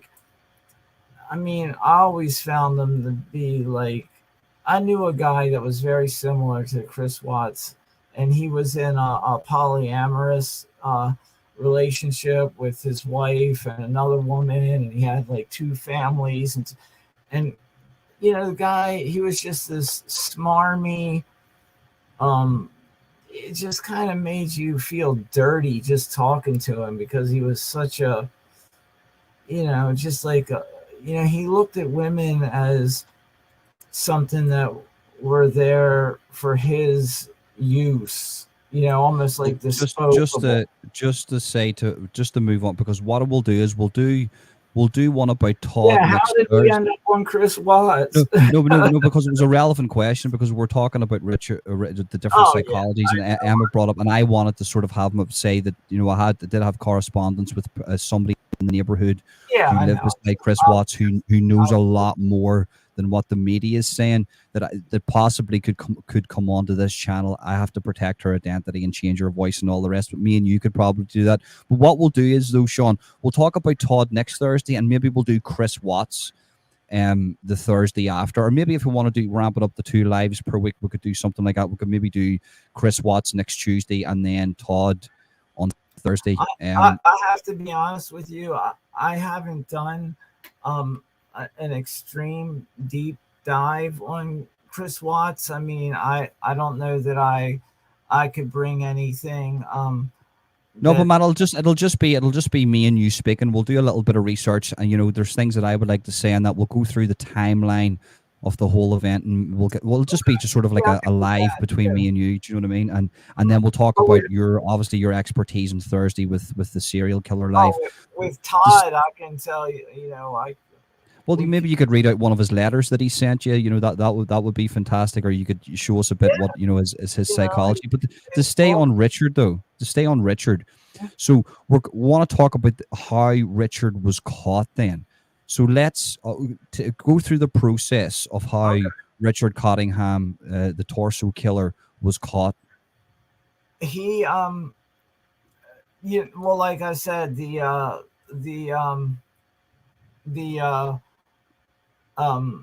clothing was, that kind of tightened the noose around him somewhat, and brought some heat on him. Also, while these things are going on, while the crimes are going on, forensics are evolving as well. So what happens is a woman, she's an X-ray technician. He kills her and leaves her body on a parking lot of a hotel, and kind of just leaves her in a bundled heap behind a car. Well, someone spots her, and she's wearing, first of all, her husband reports her missing. They see her in her hospital scrubs, her body. So that kind of brings the police to the area that Richard is in at this point in time, but he is in the room with 2 sex workers that he's about to kill, cut off their heads and hands, and set the room on fire. Well, the police talk to the front desk. They find out that this guy left a pair of handcuffs in a room that he had rented previously, and that he's there now. So they bang on the door. Richard jumps out the window. Chase ensues. They capture him. They have the handcuffs. The girls are not unscathed. He had already started torturing them. There were, I believe, some bite marks, some face punches, a good, a little, bell ringing going on there. So these girls are, a little the worse for wear, but they did escape with their lives. However, others before them, the 18 that came before them, were not so lucky. At this time, they thought only 18. So he goes on trial for those. He's found guilty. The court case is the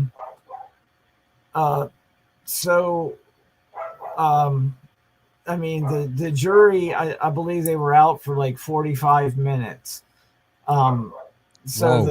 the prosecutor is actually going to get lunch, and he doesn't even get to get his meal. And they're like, "Hey, you got to get back to the, to the courtroom. They're about to announce the verdict." Mhm. So he gets back there, guilty on all counts, 18 counts. I How long believe- did the court case last for? He was in jail, being held for the pre-trial hearings and motions being filed and things of that nature. I think it was a year or two before the actual trial started in earnest, but he was, just like what we're seeing now with Rex Heuermann. There's these motions that are being filed, discovery, all this. Not only that, there's 18. They're doing them for Right, 18 victims, and right. there's a lot of evidence that needs to be presented. So it makes sense, actually, if you think about that. That's actually very fast, considering the amount of victims they have to go through and for the convictions that they have to go through. On Richard. It was a real I guess he knew, he was a smart enough man to know, look, the jig is up. What I want to keep this low key. I want to keep it as, how can you keep it low key, right? It's like Jack the Ripper being caught, Worse than Jack the Ripper, yeah. Right. Well, yeah, much worse, actually, when you're talking about 5 victims as opposed to possibly 100. Yeah. He gets, I think the total amount of time he was sentenced to originally was 460 years, I believe. Which, man, like, why why can't they not just say until he's not getting out? Well, it's basically the way sentences are handed down in America. If you get 1,000 years, that's saying in a certain amount of time you're going to get a parole hearing. Right. They Okay. say life without the possibility of parole. That means for the rest of your natural life, you have no chance of getting out of jail. Now, when you have 460 years, you're not getting out of jail. Let's say your first parole hearing is in 90 years. You might not live to your first parole hearing. So it's all semantics. And it's probably to make a statement too. It's like that word that like phrase 400 years leaves it taste. It's like it gives each victim and their family closure to say our daughter's life was worth 100 years, or I definitely think for cases like this, look, I'm not barbaric. I'm against violence. But I definitely think in a case like this, if America and some states in America and some places around the world are going to have capital punishment, right? Why can't for certain cases like this? Well, New York does that. New York at the time, there was no moratorium on capital punishment. See, the thing is, what a lot of these serial killers do, or anybody who is convicted of capital murder, which is first degree premeditated murder, which is the only kind of murder that carries a death sentence. Second degree murder on down, there's no death sentence.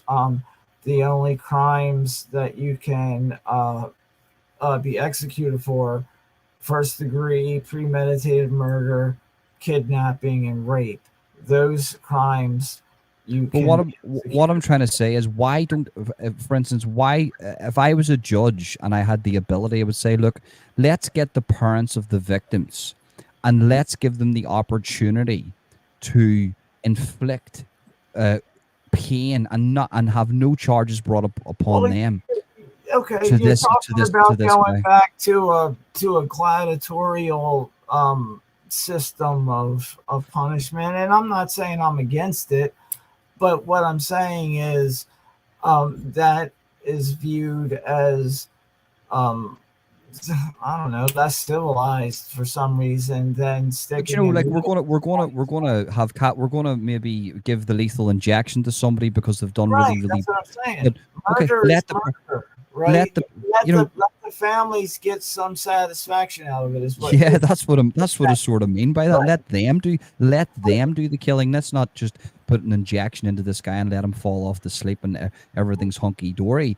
Let the parents I've have listened to enough victim impact statements and to know that many of these victims' families would love to take you up on your offer.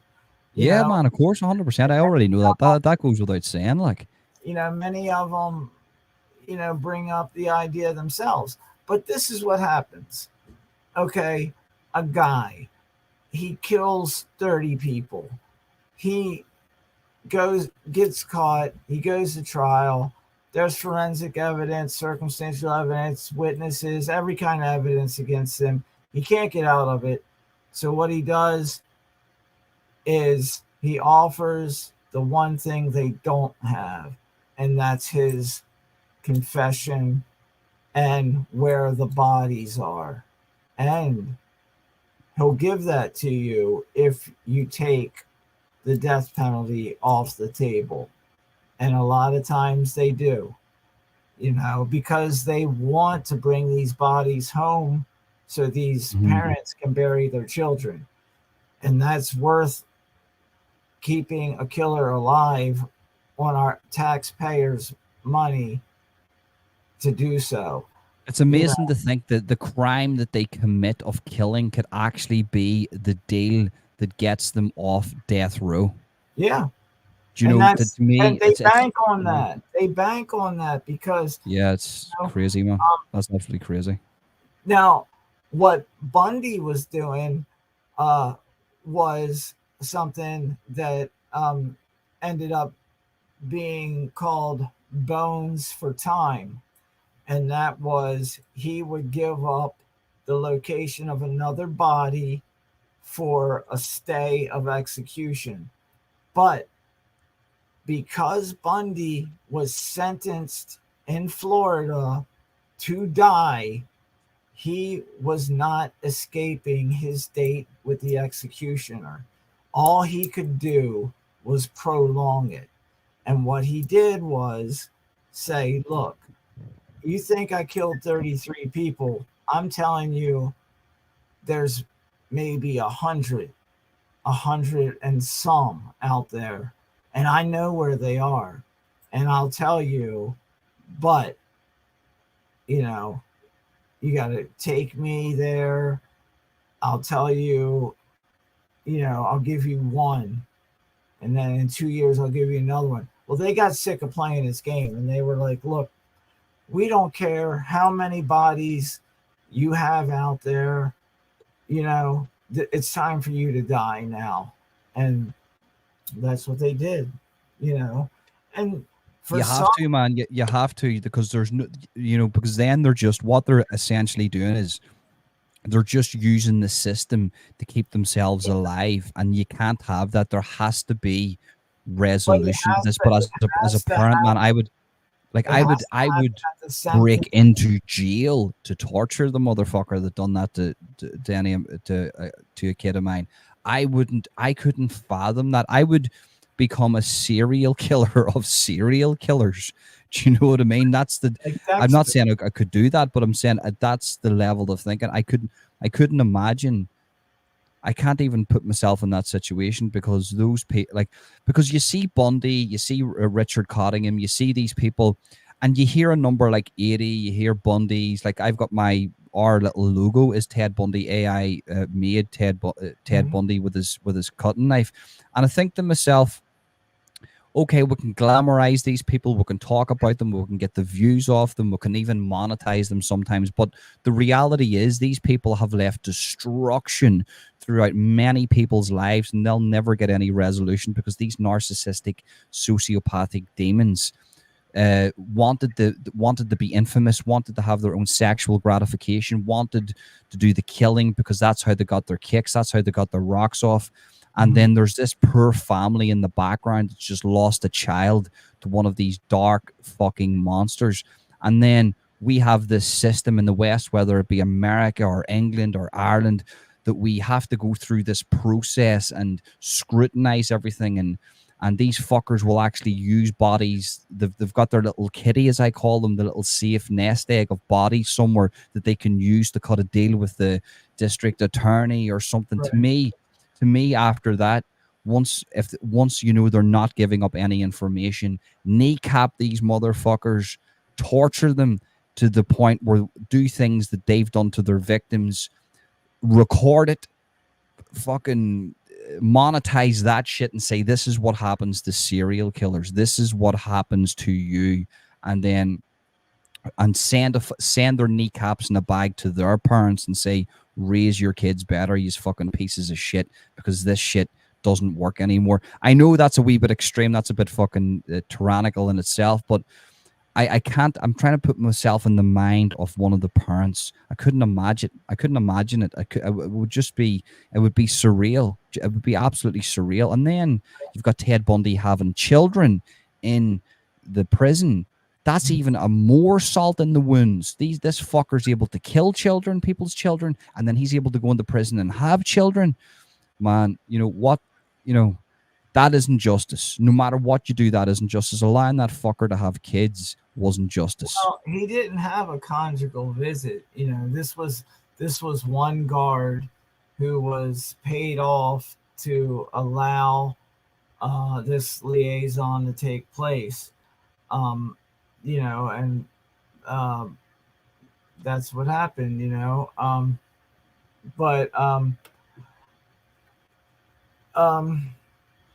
see, the thing about it is, you know, if you want to take a guy and say, okay, you know, you killed children, so we're gonna now kill you in a brutal way, you know, like say somebody like Anatoliana Priyanka, who would just walk into a person's house with a high-powered rifle and just kill the entire family. Is that the Terminator that we were speaking about?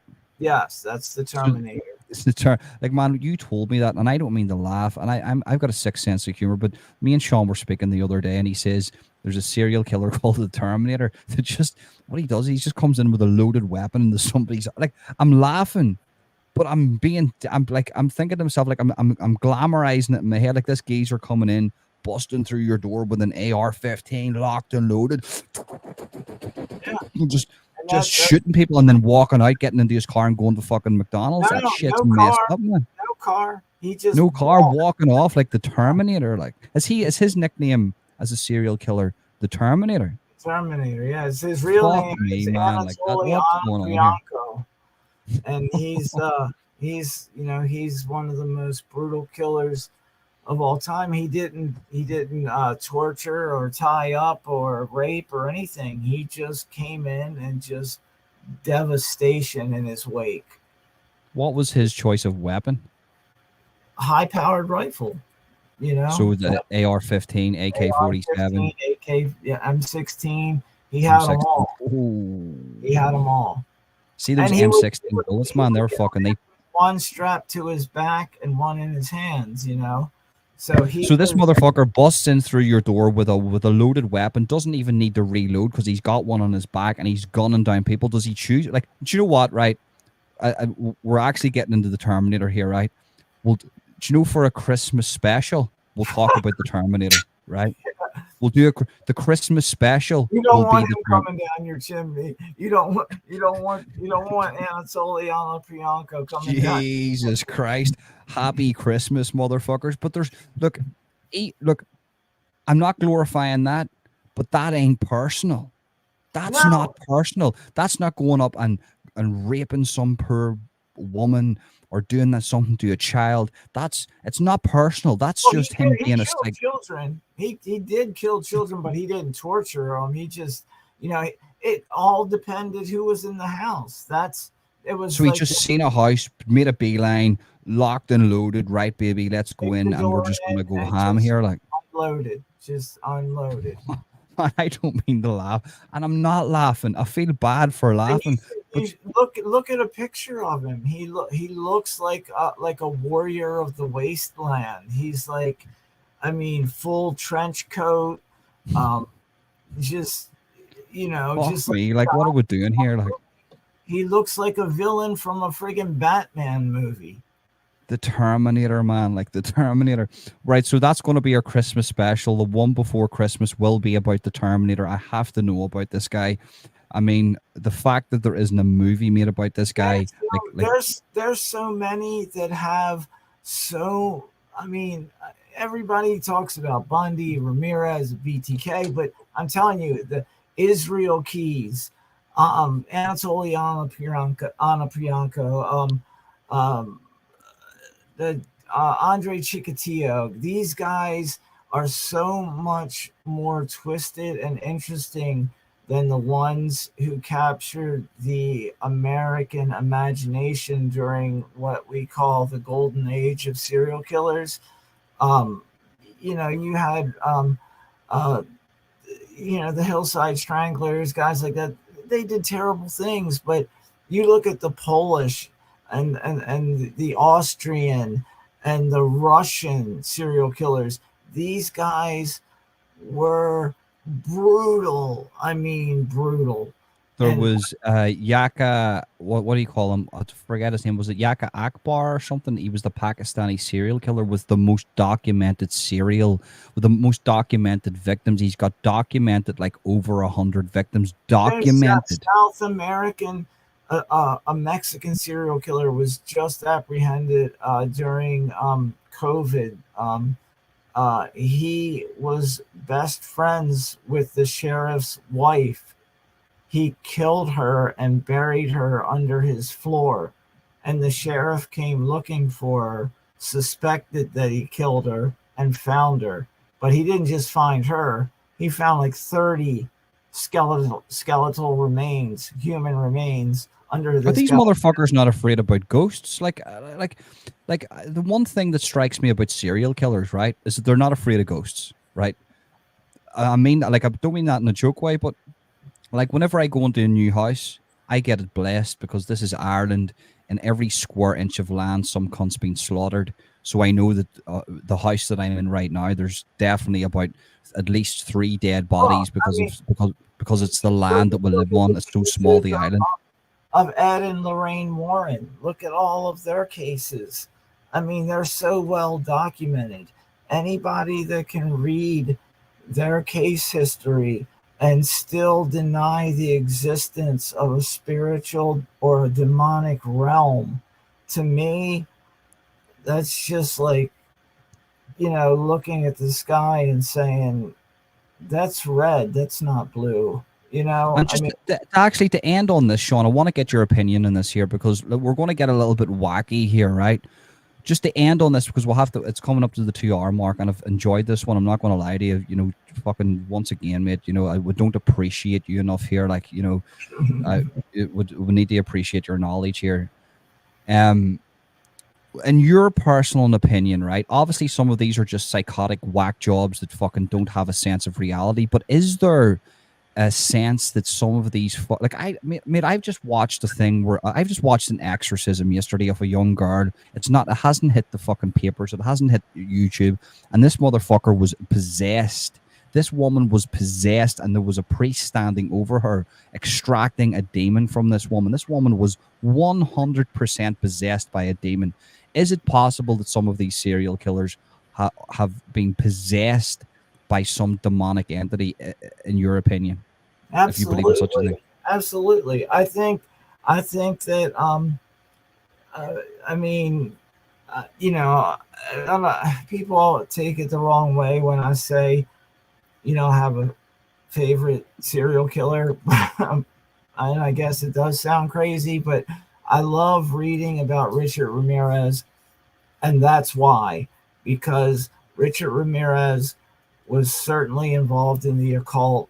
He was a huge follower of Anton LaVey, one of my personal, I don't know what you want to call it, mentors. And one of your personal infamous serial killers, because obviously Sean. No, Anton LaVey. He wasn't. Yeah. He wasn't a serial killer. He was, I consider him a philosopher. Oh, you mean the guy, the devil, the Satanist guy, yeah, the Church of Satan. Yeah. Well, look, if you look at what Satanism actually is, Satanism is actually atheism. It's humanism. It's actually the opposite of an extinctionist. If you think about it, it's actually more to do with where there's no such thing as the devil. There's no such thing as God. Right. Satanism is the worshipping of oneself. It's actually the only holiday.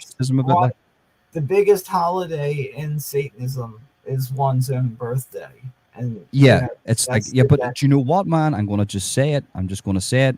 And one of the famous, I don't know if it was the Latter-day Saints. I know listen, we don't want to get into those mad bastards, but there's a scripture told where you look into the mirror and all you will receive is the devil back.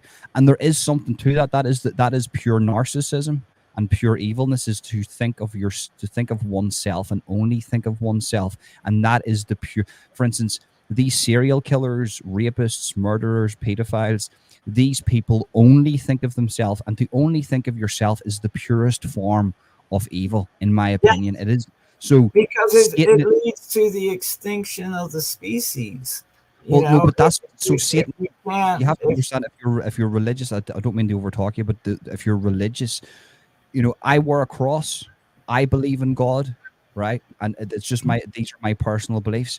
But what I'm trying to say is that the biggest, if you're religious, the biggest. You were a bat. Mm-hmm. You were a bat. That's that's Ozzy Osbourne biting the head of bats. What I will say is the greatest thing the devil ever done was to make you believe that God didn't exist. Because look, whatever way whatever you believe in, that's fine. I respect atheism. I respect Buddhism. I respect Islam. I respect Christianity. I respect all these religions. I am a Christian, and that's who I am. And I can't. The older I get, the more I'm pushed into something. I can't explain it. It's just who I am. But I need to say that with Satanism, I was raised Catholic. I was educated Catholic. I was, went all the way to about to enter seminary. So. But that's what I mean, man. But when it comes to Satanism, even the Satanists themselves, the ones that are just the registered Satanists with the Church of Satan, they don't realize, but they're actually worshiping the actual devil. It's the actual devil. It's even to worship yourself and just to think of yourself in that purest form of evil, even though a lot of they're not serial killers or rapists or murderers. No, but that you is have a criminal record and be a member of the Church of Satan. But that's not forgiveness, is it though, Sean? Because we have to forgive people. We'll have to forgive murderers. We'll have to. For instance, if a murderer came up to me, right, and says, "Look, I murdered people in my past, but I'm not that person anymore," right? I have to forgive them. To be a Christian, to be a Muslim, you have to be able to forgive people. With Satanism, there's not a lot of forgiveness, man. You can't even join them if you've got a criminal past, and that to me is actually a projection of Satanism, of the devil. You will not be forgiven here. You will burn in hell. Listen, I don't want to go on about that too much. I've got my own. We should do a whole live on that, actually, because I think you've got some fascinating theories, which I totally agree with and disagree with. But listen, we're going to wrap this up. I was friends with Anton LaVey's grandson. A lot of people hated him. He just recently died. Yeah. He was only 41 years old when he died. And he was accused of a lot of terrible things, unsubstantiated things. I always thought he was a nice guy. I always thought of him as a decent person. Not everybody agrees with me. In fact, a lot of people, would hate me just for, kind of defending him. But uh, the whole organization has changed. It's not what it was when Anton LaVey was alive. I have very little interest in what they're doing now. Um, I don't consider myself associated in any way with that particular group or the Satanic Temple, which is sort of a leftist sect of the church that was started by some, I guess, unhappy members. I don't give them any credit by saying their names, but it's I find it best to search within yourself to find your own spiritual path, and whether it's the left, which is considered sometimes satanic or Luciferian, or the right hand path, which is considered Christian or Well, just as Emma goes there, because she's a big fan of yourself, Sean, and of the show. Emma, fantastic. Thank you very much for joining. We've got a film star. Emma's on set. She must be recording a film, and she's talked about, and just I don't want to go by her story. She says she's got a little story about Jack the Ripper from her friend. So Emma, listen, if you ever wanted to jump on some night and talk to me, and I Sean, would even if love it's just for to hear 15, that. I would you love don't have to to. show your face. You can show your face. But if you, maybe some people can be a wee bit uncomfortable, just viewers can be uncomfortable with that. You don't have. You can just come on and we can hear your voice. All those things are possible. We would love to hear from yourself. If you ever want to jump on and tell that story, you're more than welcome. And Melissa has asked a question. She said, and this is a direct question to you, I'm assuming, Sean. What about female serial killers? Is there any female serial killers that we can talk about? Yeah. Well, if you want to go back as far as Elizabeth Bathory, that's, I guess, would be considered the first female serial killer. But I guess the most famous would be Aileen Wuornos, who has one of the saddest stories of any serial killer I've ever heard. She was abused by just about every man that she was ever involved with, beaten, sexually abused, and then she became a lesbian and had a relationship with another woman, and she loved this woman, and this was the woman who ended up turning her in, testifying against her. She killed men who were, picking her up as a sex worker.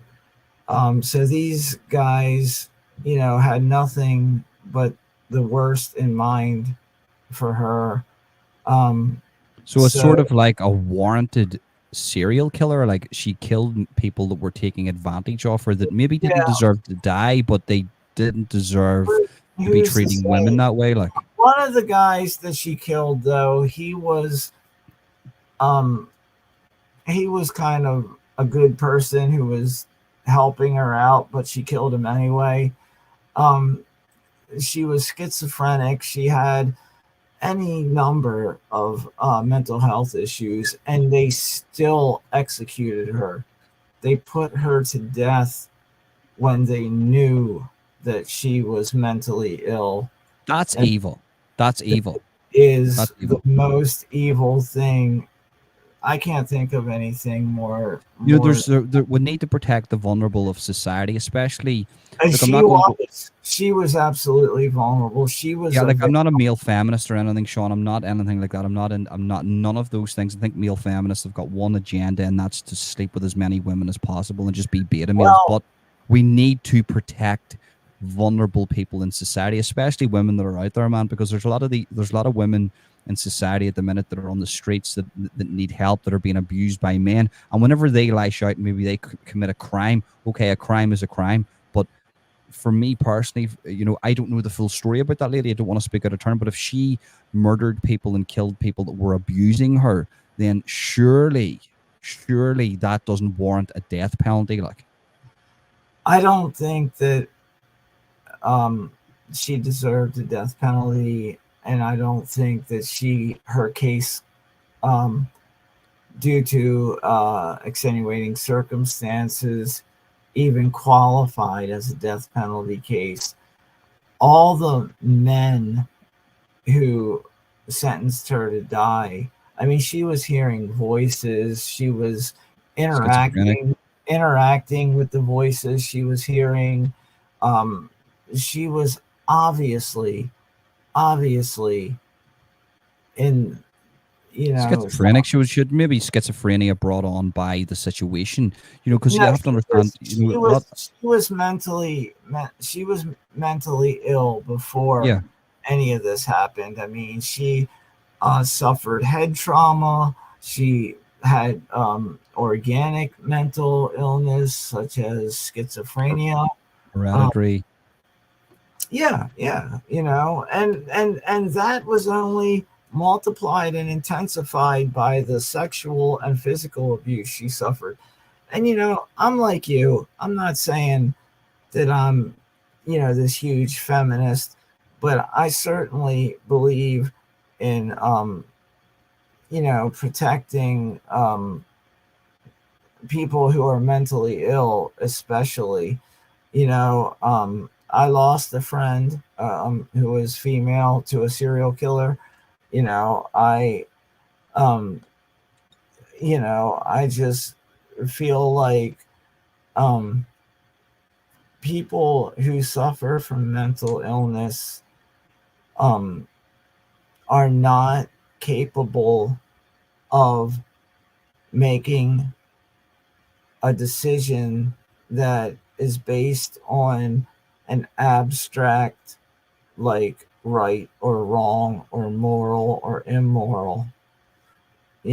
So I think that in the case of someone who is proven to be mentally or at least of diminished capacity, a life sentence should be And there she will receive the help, because we've got people in society that do terrible things and then they get sectioned under the Mental Health Act.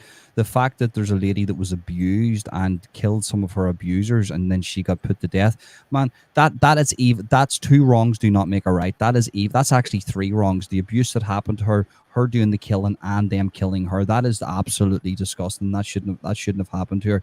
Look, what we're going to do now is we're going to wrap up the show, because there are all separate topics that we can speak about in the future. Listen, guys, every Thursday, if you're watching this on Rumble right now, because I know there's a few viewers on Rumble, I apologize, you can't put your comments on the screen. I always get good traction on Rumble. I just can't get your comments on the screen because StreamYard doesn't work that way. If you're watching this on Rumble right now, click the link in the description that will take you over to the Serial Killing Minds channel. Subscribe and hit that notification bell, and you can get involved in the live chat. Or you can just use the handle at Serial Killing Minds, all lowercase, and that will take you to the channel. Subscribe and hit that notification bell. If you're watching this on Holden Official, my main channel, Holden Official YouTube, click the link in the description and head over to the Serial Killing Minds channel and subscribe there, because this content will just be solely exclusive after about a year to the Serial Killing Minds channel. Or just use the handle at Serial Killing Minds, all lowercase. And I'm multi-streaming here at the minute, but there will become a stage once we build up the viewers on the Serial Killing Minds channel it'll just be exclusive to that. And Sean has access to that channel. He is the co-owner of that channel. There'll be exclusive content going up onto that. You know, Sean's got a wealth of knowledge. He's got a lot of stories in his life. I listen to Sean. He's very, very inspirational character. The trials and tribulations of what he went through in his life and the where he's at now. He's a credit to his community. He's a credit to the USA. Make sure you head over and subscribe there, because you will be getting exclusive content from him. Also, once we teach him how to make a thumbnail and make a video, we're in the process of doing that at the minute. I'll be posting there too about my true crime thoughts. But yeah, guys, and remember, there's no toll you have to pay for this channel. There's no money. I do not want your money. There is a buy me a coffee link, but listen, I never promote that. I don't buy me a coffee. I don't want the coffee. All I want from you is to smash the like button and subscribe and hit that notification bell. That's all I want you to do. And if possible, share. If you know anybody that's into the true crime content, share, copy link the clipboard, send to your friend on Facebook or WhatsApp Messenger, even make a little social media post, or even with the true crime channel, the at Serial Killing Minds channel, share that channel, do that there for us, because sharing is caring. This content is not promoted on YouTube. This content is very hard to monetize on YouTube. My channel took a bit of a hit over the time, but listen, I enjoy these podcasts with Sean. These are the type of podcasts that I like to do, and essentially, you have to do what you enjoy. So guys, it's been an absolute pleasure to have everybody in the live chat. Sean, once again, my friend, I have to thank you. You've came on, you've broke this down in minute detail once again, and I've learned something. And essentially, that's what YouTube's about. This is what this is educational. We don't promote or we don't glorify the actions of any of these people, but it is a very, very interesting subject. Sean, is there anything you'd like to say before we end the live stream? No, just thank everybody for listening. I'd like to thank my buddy Marky, who always watches. I don't know if he was watching tonight, but he always has something good to say about us. So, everybody who commented, everybody who watched, thanks, and keep coming back, checking it out. And Emma, just to let you know, I don't know if you got that part. I did say you're more than welcome to come on and talk about the story you heard about the Jack the Ripper. You can come on. You can do a 15-minute segment sometime with me and Sean. If you don't want your identity out there, I can always hide your identity. You're more than welcome to. You've said that in the live chat, and I'm giving you an open invitation to jump on and have your say about the Jack the Ripper thing, about the story that your friend told you. Massive respect to everybody in the chat, Solway, Melissa, Emma, and everybody that's commented. I appreciate every single one of you guys. That is the end of the podcast. Thank you very much for tuning in, and peace.